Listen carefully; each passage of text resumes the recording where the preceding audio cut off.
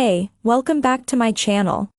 In this video, I'm gonna talk about top 5 best Aps-C compact cameras. Starting at number 5. Sony ZV-1. Compact cameras can be a good fit for vlogging, thanks to their ease of use and portability, and the Sony ZV-1 is among the best we've tested for vloggers.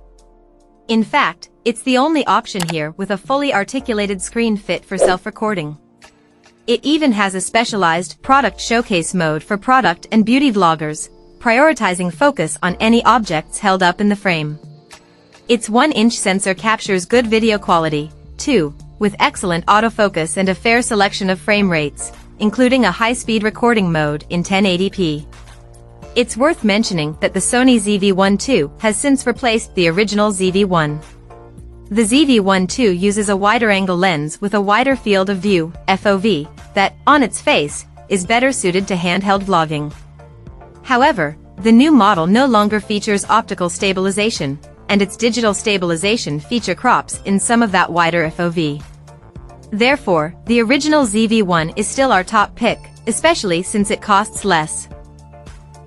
Coming at number 4. Ricoh GR III. The Ricoh GR III is the camera to get if image quality is your top priority. It's the most pocketable camera on this list and the only one with a larger Aps-C sensor. That larger sensor provides excellent image quality, more dynamic range, and generally better noise handling in low light. The GR3's minimalist design is also perfect for travel or street photography. However, the camera doesn't have many frills, no viewfinder or 4K video capability, and a fixed screen that limits your shooting angles. Unlike the Sony RX107, this camera uses a fixed prime lens. While it isn't as versatile for faraway subjects, the 28mm equivalent focal length gives you a lot of coverage to capture street scenes or landscapes. If you prefer a tighter field of view, opt for the Ricoh GR III. While it's a little pricier, its lens has a narrower 40mm equivalent focal length that offers a more standard field of view. There are also HDF variants of both models, which trade the built-in ND filter for a highlight diffusion filter that creates soft, dreamy highlights. Ultimately, if you're looking for a highly portable, discreet camera that captures beautiful images, you can't go wrong with a GR3 or GR III. At number 3. Canon cameras US. Once you dip into budget territory, worthwhile options are fewer and farther between, but the Canon PowerShot SX740 is a solid choice that won't cost you too much. Of course, if you really want to save money, the best option is to simply stick with your smartphone camera, which is already waiting for you in your back pocket. But if you're craving the feel of a camera in your hands, or you need the zoom range that a point-and-shoot can provide, the SX740 is a good choice at a relatively low price point. Though it has a smaller sensor than our previous picks, its built-in lens can extend to a max full-frame equivalent focal length of 960mm, giving you an incredibly wide zoom range to shoot everything from landscape shots to close-ups of faraway subjects. Its image quality is nothing to write home about, but it's more than suitable for casual or family photography, and the camera's tilt-up screen makes it easy to take selfies or shoot at waist level.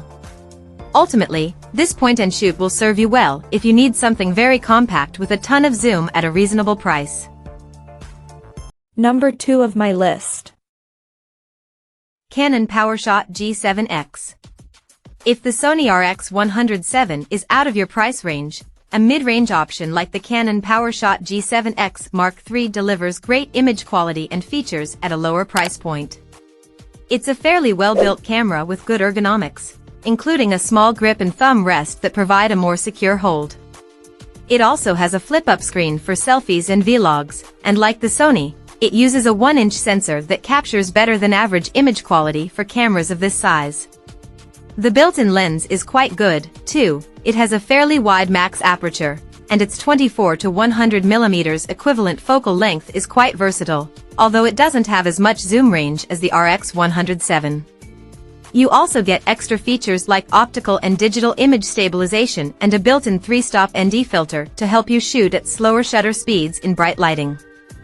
However, the autofocus on this camera can be sluggish and unreliable, and like most compact cameras, its battery life is limited.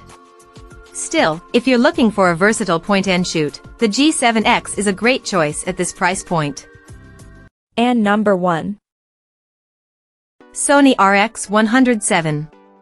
Though it isn't cheap, the Sony RX107 is one of the best compact cameras we've tested. The tried-and-true formula of the RX100 series consists of a highly portable design, a relatively wide zoom range, and more extra features than you can shake a stick at.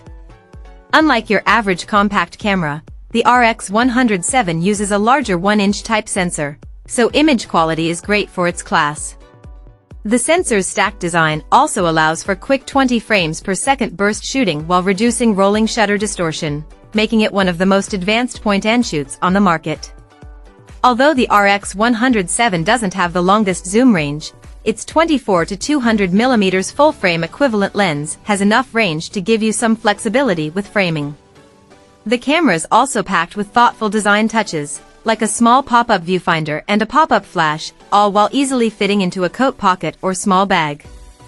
That portability does come at the cost of a short battery life, but most compact cameras struggle in that arena, so it comes with the territory. And if you want to save some money, you can still find older models in the RX100 series on the used market for less.